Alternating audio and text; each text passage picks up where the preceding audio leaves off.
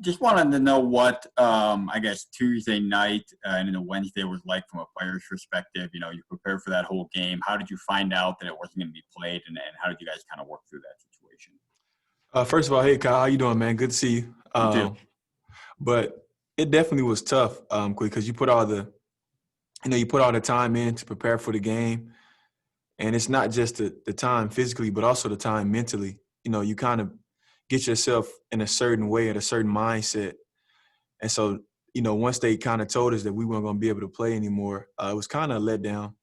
And not even just from a player perspective, you also have to think about our coaches as well, and they put in so much time in preparing us, through the scouting reports and different things like that. So, it was tough on everybody's end, to not be able to play, and even the fans too as well. The people who were watching us and all the Michigan State fans, I'm sure it was tough on them as well. So, but that's the nature of this year, and so you have to be able to adapt and overcome.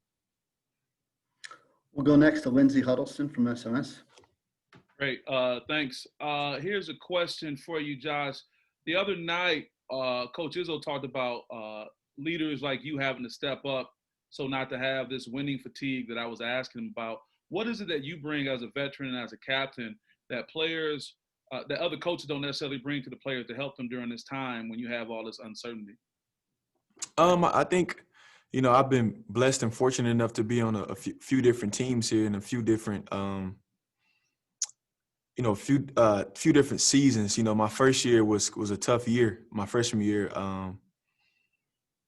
my sophomore year, we had one of the better teams in the country. We were number one, for a lot of that year.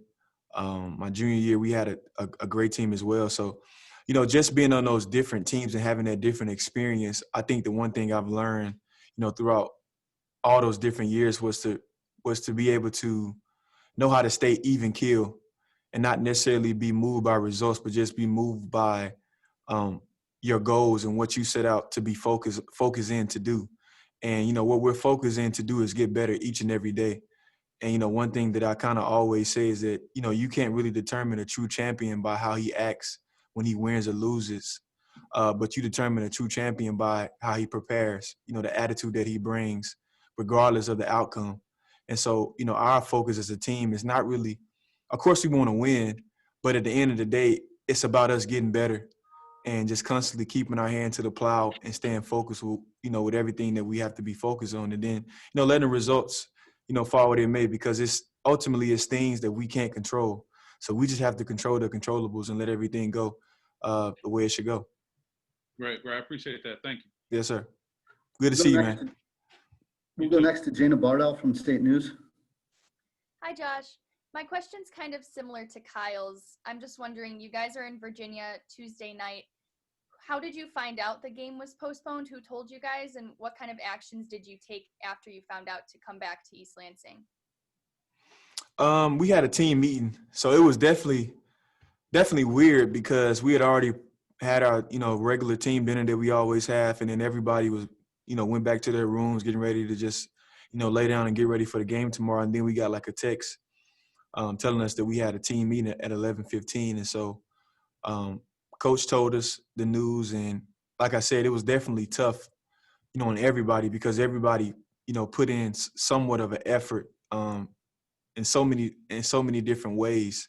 And so to just not be able to play that game definitely was a hard pill to swallow. But like we've been saying this whole year, this season, this year is definitely not, the normal year that we're used to. So we have to be able to, just to continue to adjust and just keep moving forward. Thank you. Yeah, no problem. We'll go next to Chris Solari. Hey, Josh, good to see you. Good to see you. I got kind of a question off all of this. Do you feel that you guys should be playing right now? I mean, especially as a guy who's spent so much time away from the game, with your injuries, I would imagine. How are you mentally dealing with this? I mean, do you feel like you should be playing as a collective? And what does it mean for you to be playing through all this after all that time off? I would say, first of all, for me to be able to play right now, it's definitely exciting. Like you said, I haven't played in 2 years, so I'm just grateful, to have the opportunity to be able to play, whether I play 5 minutes, whether I play 40 minutes, 10 minutes, whatever the case may be. I'm excited to be back on the court because I haven't been able to be on the court. And I think, that's something that's based upon how other people feel in terms of whether we should play or not. I think for me personally, I think it's great that we're playing because at the end of the day, we're all basketball players and we want to play the game of basketball. And so for us to have the opportunity, to be able to play this game due to the circumstances that we have right now, I think that's great because I don't think as basketball players, we don't necessarily always realize the amount of inspiration that we give to other people. And you have to think about it this way. It's almost like when you wear your mask, a lot of times you wear majority of the time you wear the mask because you're thinking about other people. And that's how it is, in terms of us playing this game. Of course, we're individuals, but we have to realize that it's bigger than us. It's something more than just what we see. It's other people that we're inspiring, that we're kind of encouraging to keep going on in this trying time. And I can't tell you how many people that I've had, reach out to me and commend me or give me some encouraging words about us being able to continue to play and us playing in spite of everything that's going on. So I think it's hard on everybody, but at the end of the day, everybody's making sacrifices, everybody's doing things that's hard on them. But I think we all have to realize that it's not necessarily about us, but it's about the people that we're playing for. And I think that's what it's about, using your platform to inspire and to encourage people to just continue to just keep fighting in life. As a follow to that, did you guys as a collective have any conversation about opt-outs or anybody opting out? Because we see it in football, but obviously your whole roster is there. So, I mean, it seems like you guys were pretty committed and unified on playing. Well, I think Coach Izzo is such a great leader in the way that he kind of goes about things. And one thing that he always created the atmosphere for us to be able to communicate and see if we were on the same page. We had meetings constantly before the season. And then even as a team, we communicated as well. And, everybody was on the same page. And that's one thing that Coach is big on is that we're all on the same page. And he doesn't want anybody not to be on the same page. And he realizes that at the end of the day, we're people. We're going to have differences of opinions. But, if we can somewhat be on the same page and we can communicate and be transparent about how we feel, he loves for us to do that. And so as a leader, he has created that space for us all to be able to talk about how we feel about everything that's going on. And, within those meetings, everybody, agreed on the same thing. And that's to play basketball and to go out and have fun and just to enjoy this game. We have time for a couple more. We'll go first to Aaron Beard from the Associated Press and then to Audrey Dahlgren. Hey, Joshua, a lot of teams are dealing with the same things right now. Games that are being rescheduled and called off, preseasons with no exhibition games. But not every team has some older guys or a core of older guys. You guys have some experience. How much do you think that helps this group and just sort of trying to manage what you're doing, each day with things that are changing by the minute? Well, I think experience plays a big key in every team. Obviously I haven't had any experience. I don't have any experience under my belt in terms of what we're dealing with, this season, in terms of the virus and different things like that. But I do have experience under my belt in terms of, knowing how to deal with adversity, knowing how to deal with highs and knowing how to deal with lows.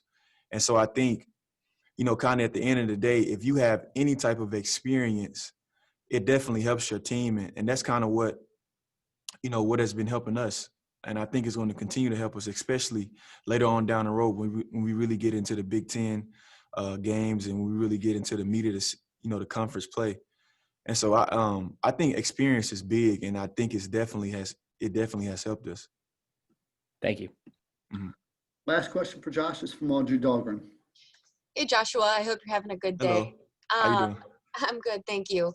Was going back to kind of what Chris was mentioning in a sense, the mental aspect of it. How much do you think that being able to play right now is better for you and your team mentally versus not being able to play? I think that's really the best for us because, like I said before, we're used to playing basketball, and so a lot of times it's tough on you mentally when you're not able to do something that you're used to doing. You know, as humans, we're creatures of habit, and so when you kind of break that habit or that routine, you know, within your life, that's when the struggle begins to happen. And so I think for us as basketball players, us having the opportunity to play the basketball right now is definitely helping us mentally. And so, you know, I'm just thankful that, you know, we're able to have a season, especially, you know, with all the different things that's going on right now. Thank you. Mm-hmm. Josh, thanks so much for taking the time, and we'll be up with Coach Izzo shortly. All right. Thank you, guys. Have a good one. Thanks, Josh. See you. Thanks.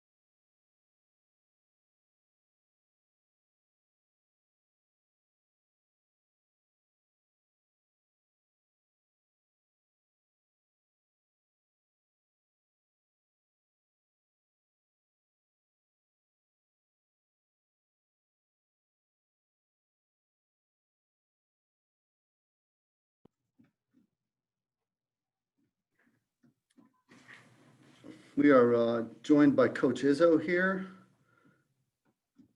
I think everybody can hear me. And Coach, if you're ready and want to start with an opening statement, and then please address questions through the chat.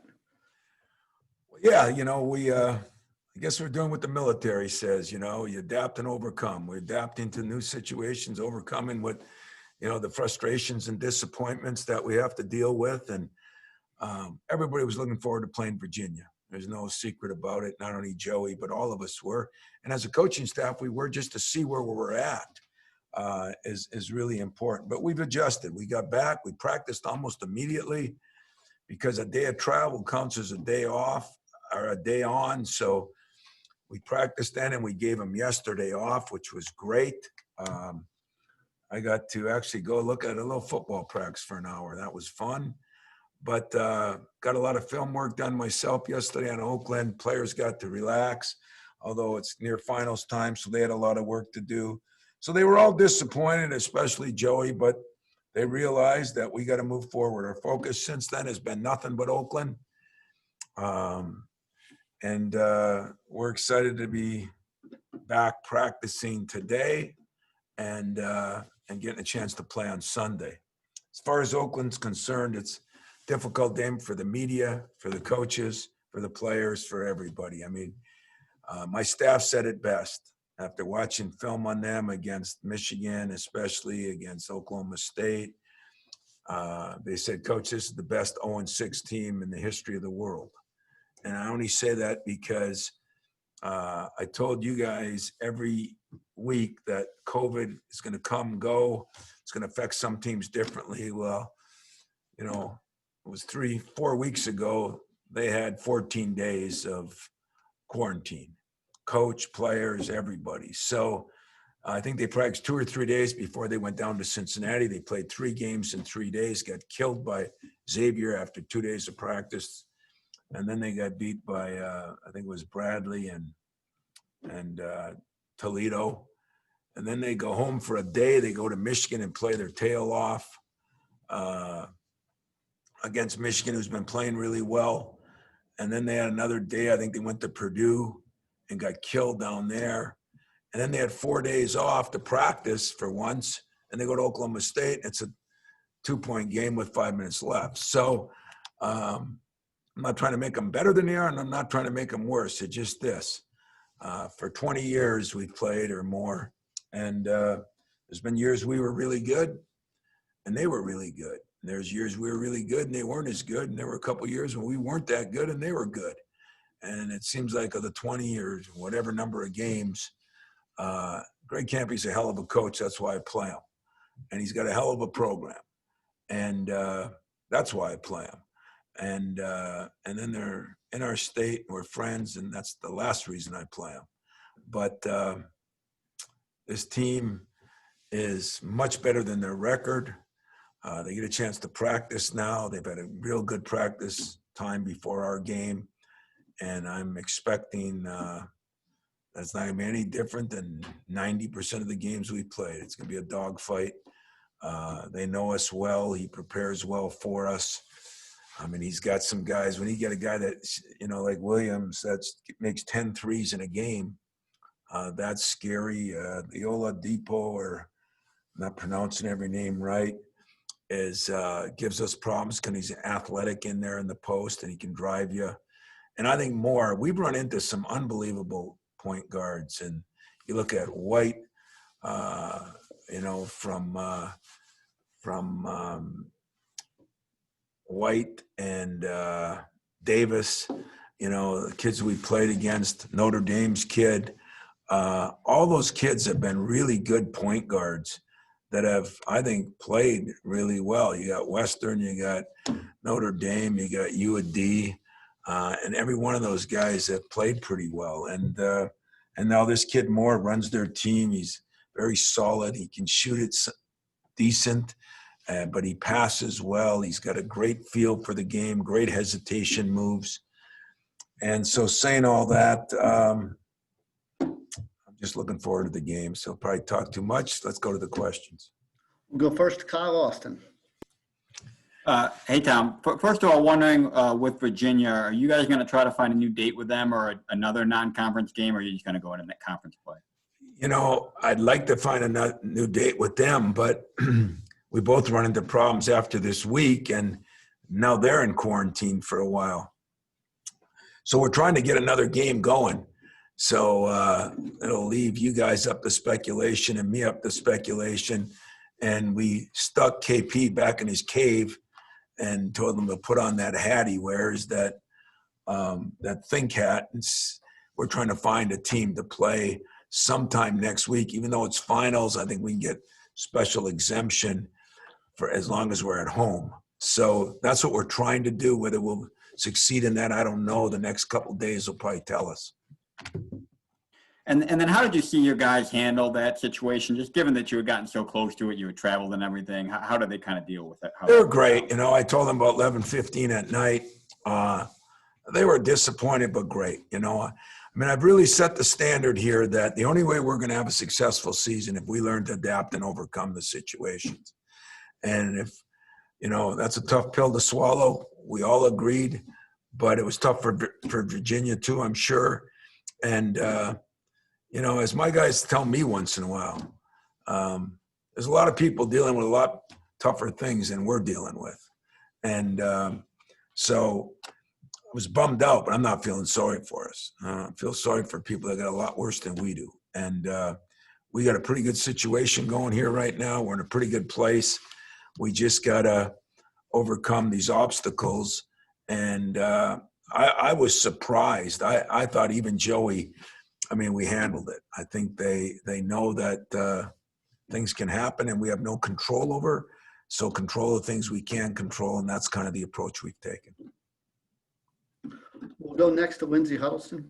Great. Thank you, Tom. I got a two-part question, if you don't mind. First part is, how important was it for you to try to answer that $1 million question if 250 fans is like 15,000 fans in a pandemic, one? And secondly, with all the unknowns, the uncertainties, and the quick turnaround, for those of us who haven't played in the tournament or coached in it, is this anything like the feeling of a tournament with the quick turnarounds, the unknowns, got to be prepared, anxiety, et cetera? That's a very good point. I didn't really think of it that way. Maybe I'll start using that because it is a good point. Like, we could play a game Sunday and then maybe play Tuesday or Wednesday, and we don't even know who we're playing right now.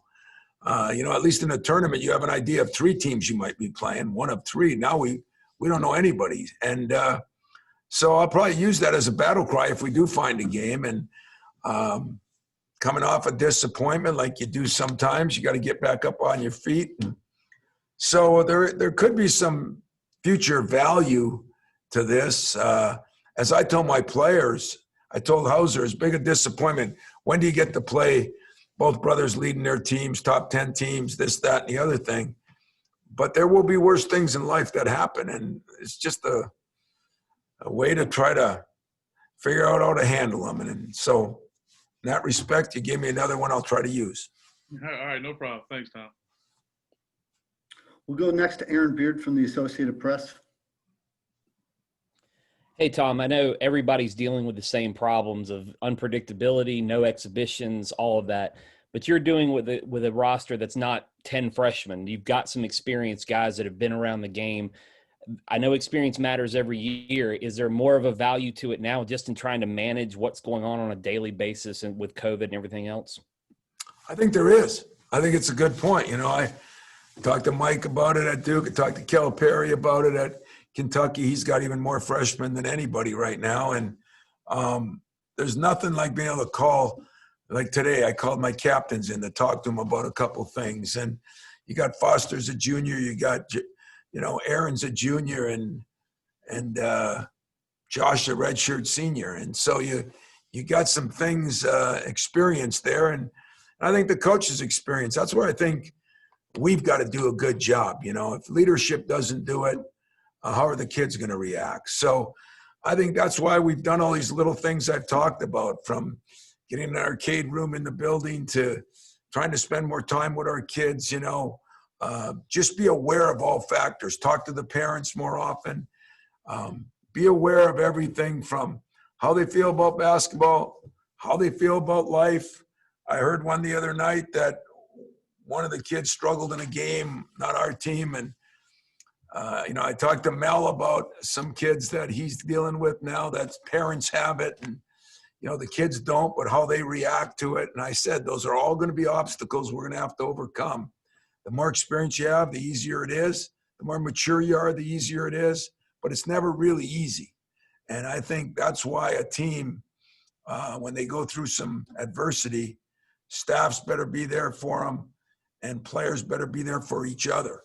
And I think we've done if I'm proudest of anything this year, that's what I'm proudest of. I think we've done an incredible job of keeping everybody together and trying to understand that each kid's going to be going through something different. I got Julius Marble, who lost his dad this summer, I've got other kids whose parents have gone through it. I got DJ, who lost his dad. It's a lot to do, and that's why for us, my staff, we've really tried to tunnel vision and spend a lot of time with our kids and do a lot of things with them. I think I can beat a couple of them in pool now, so I'm getting better. Not in Xbox, not in Fortnite. I ain't going that far. And I'm not having any Twitter contests with them, so I don't care who's sick and who's not. That ain't happening either. There are some things that are definites. Those are a couple of them. But the other stuff, I think having some kids, having a staff that's experienced, and having people wanting to spend time with people has been a savior for us. Thank you. We'll go next to Chris Solari from the Detroit Free Press. I'm a little thrown off by the Fortnite reference. That's impressive. I wanted to ask you a little bit I got about a 20-year-old too, you know. I wanted to ask you a little bit about the time that you spent in isolation, and how much did you and Greg commiserate as you were both kind of going through that at the same time? Well, I did call him once or twice, but and then talked to him after and kind of figured out who had what, as I've done with a lot of coaches.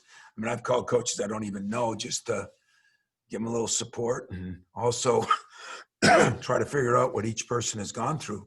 But, you know, I think for Greg, what was hard is, you know, I had DJ and my staff here and my players were still practicing. So I joked about it, but I'm starting to wonder if I should take another COVID 2 weeks because, you know, our guys got through it well. They've been playing pretty well. They practiced well. Well, Greg's kids were in quarantine too, so he couldn't even have his team practicing for the most part. And that's what I think makes it harder for him and made it harder for him. Now he's coming out of it and just in time to play us, you know. But Greg and I talked about it a little bit, but, you know, like who wants to talk about being stuck in a basement for 11 days, you know? I told you I hate my basement, but I don't plan on spending any time there till spring. We'll go next to Audrey Dahlgren. Yeah, but isn't it supposed to be super clean from all the time that you had from quarantine? My basement? Yeah. Oh, yeah, I cleaned it, you know, I you know, disinfected it. I don't know why. I already had it, so I don't know why in the hell I was disinfecting it. Nobody was visiting me. But, you know, I learned a lot. I learned a lot down there. And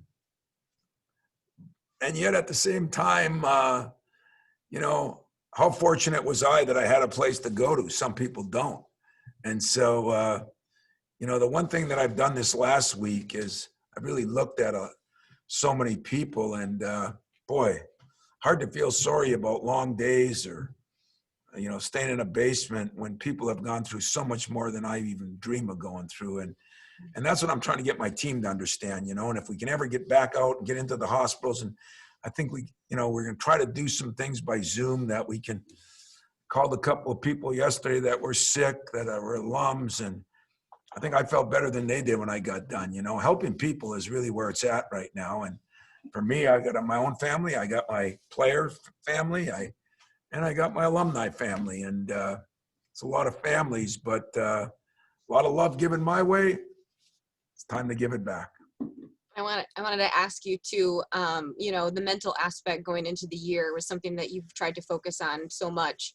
And obviously conversations that have been happening around college basketball right now, whether it's, you know, should you play, should you not play, mentally from your standpoint, why do you feel it's important to continue to play basketball? You know, one of the reasons I went over to football practice yesterday was, one, to see Mel, give him a little support, and two, just see how they're dealing with it. You know, you got 120 players out there, and it's so different. And football, you know, I mean, man, I remember back 20 years ago, you know, Cedric Irvin thought he was a basketball player. You know, everybody likes practicing basketball. I mean, I played football, I even played in college a little bit, and boy, when you get to those October, November days when it's snowing, like up in the UP, those September days when it's snowing and you're going through football practice, it's hard, you know. Football practice is grinding, it's hitting, it's strength. It's, you know, where basketball, I mean, kids will come in and shoot all the time. I mean, I got football guys that come over in the summer and want to shoot, and it's more fun, I guess. I shouldn't say that, but I think it is. So I wanted to see how they were handling it. And I was really impressed with the job Mel has done and their staff and how they're handling things. And I think personally, I mean, I know there's a lot of controversy out there right now because of comments that have been made. And everybody, remember this, every coach has a couple of X factors. The state he lives in, the county he lives in sometimes, the conference he's in, the university he works for. And then the big one is, you know, how his team feels. And I started calling parents and having Zoom calls real early. I had Zoom calls with my players when they weren't even on campus. We've talked a lot about it since players are back. When the season started, we talked a lot. When we talked about missing Thanksgiving, talk to them. When I talked about missing Christmas, talk to them. So don't let anybody act like this is a dictatorship where the coaches or the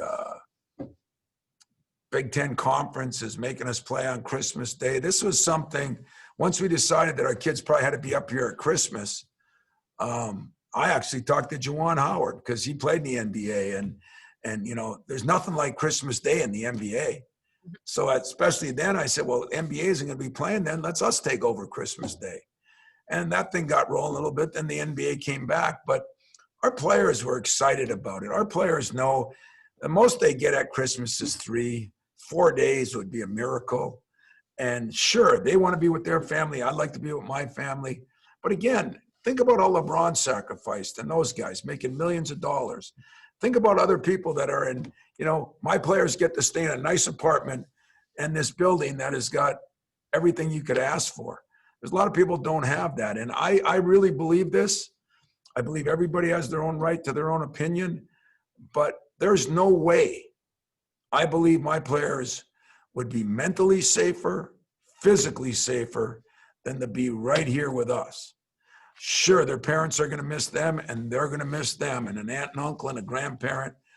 But we're in a pandemic that has never happened. And our job is to make sure we keep them as safe as we can. And players go home, buddies are going to come over, this and that. There's depression in some areas. You know, again, Lindsey, you'd be the guy to talk to more than I would be on this stuff. But I really believe mentally, physically, emotionally, these players, I mean, we're going to try to do something for Christmas. If I got to dress DJ up as Santa Claus, you know, we're going to try to do something. And we're going to try to make it the best we can make it. And I promise you this, it won't be good as being home with mom. But it won't be nearly as bad as millions of other people are going to go through. And my players are basketball players. That's what they do. And they love to play. And so I think mentally, what was tough was being home 5 months in March, April, May, June, July, you know, and not being able to have a gym to go to. I think we're mentally better off this way. I think that's my opinion. I agree with our state. I think we should be masking up and doing all the other things. But playing basketball, I think, is a mental relief for them.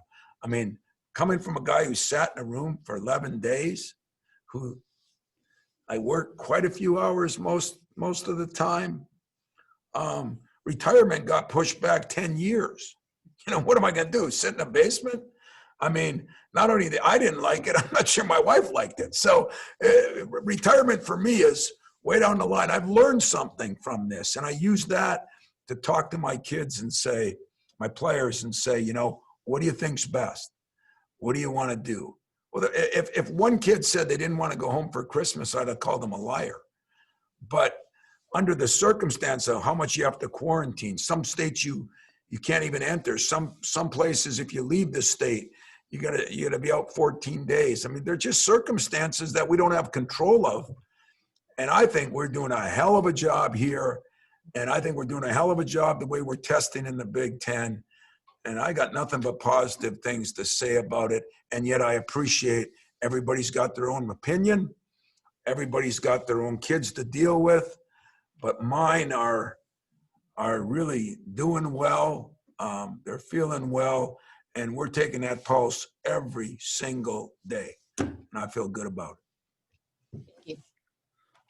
We'll go last question to Tony Paul from the Detroit News. Hey, Tom, most of my questions have been answered. You just touched on it a little bit. But Coach K's comments specifically, were you surprised by those comments? And do you know, he's kind of taken some heat from a lot of people in the college basketball world. Do you think that's unfair? Well, I can tell you a lot of things in the last 3-4 years that I thought were unfair, but you know, that's our job to take heat. We get paid to take heat. But you know, listen, when we went down there and played, it was so professionally done. Everything was spot on. They did a hell of a job in their testing and all the things they did. If he feels this is what's best for his team, You know, he might have more young guys than I. Maybe he doesn't have enough veterans around. Maybe their circumstances in their state are different. I am not here to judge somebody else's, especially people that I have respect for. But the only thing that I would question for all of us is basketball players love to play basketball. And they love their family. Hey, we're going to get to see mom and dad. It might not be on Christmas. We're going to get to see the grandparents.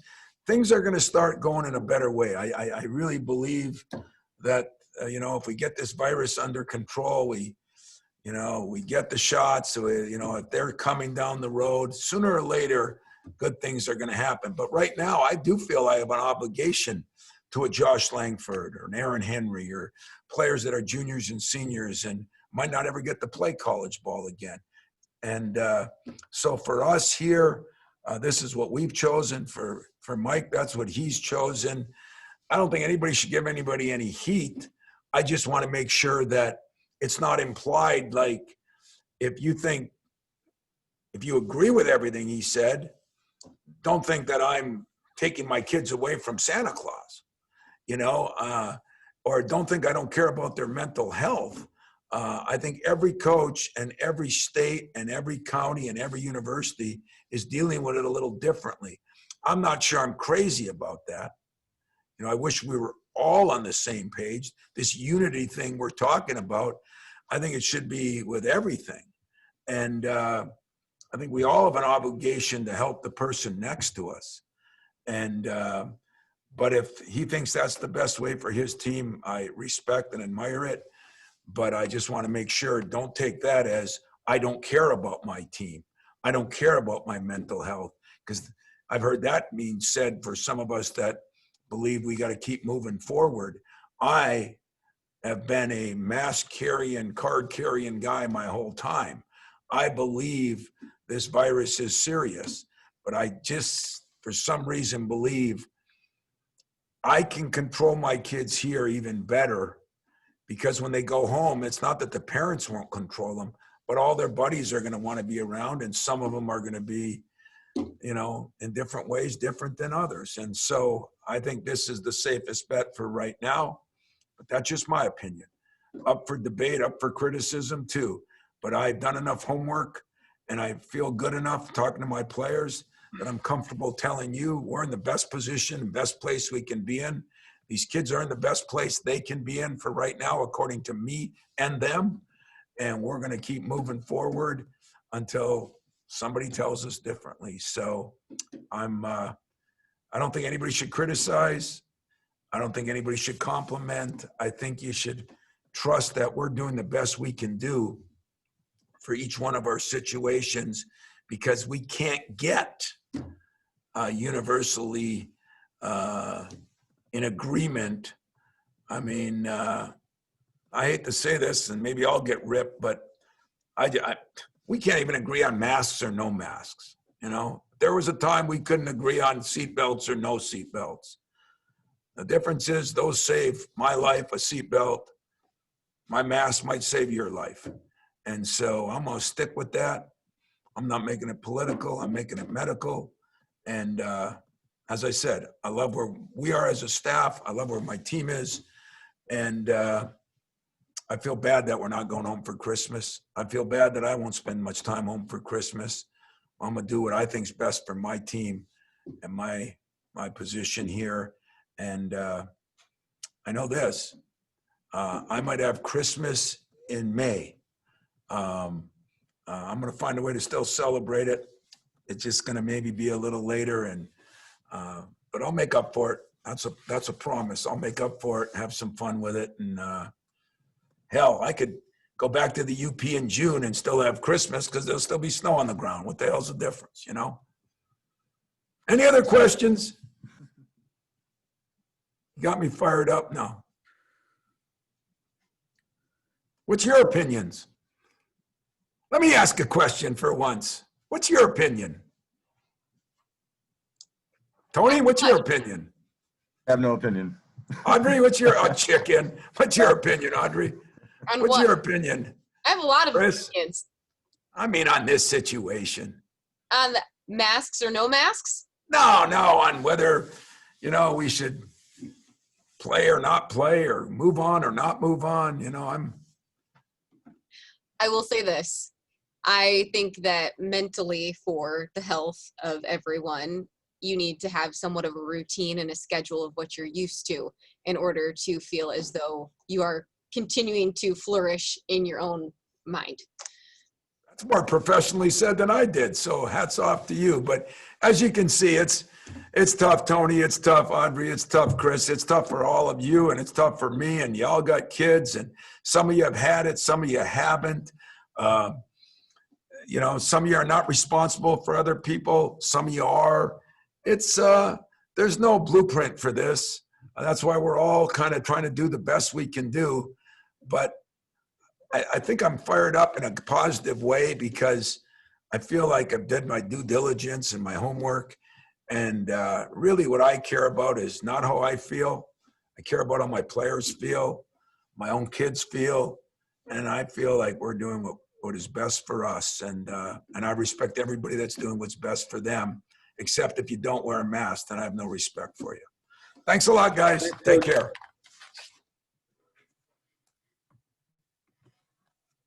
That's fun. You guys got to be ready to share your opinion nowadays. Yeah, I know. I'm surprised that nobody else wanted to speak up a little bit. So You handle it so well. I tried. You never know. These Zoom calls go out to the whole world, so gotta be careful. Max, are you having another player? See you around.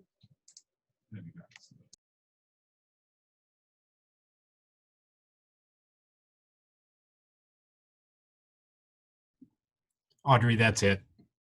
I think they're practicing here in about 5 minutes. So. Okay, thanks, Matt. Yep. Appreciate it.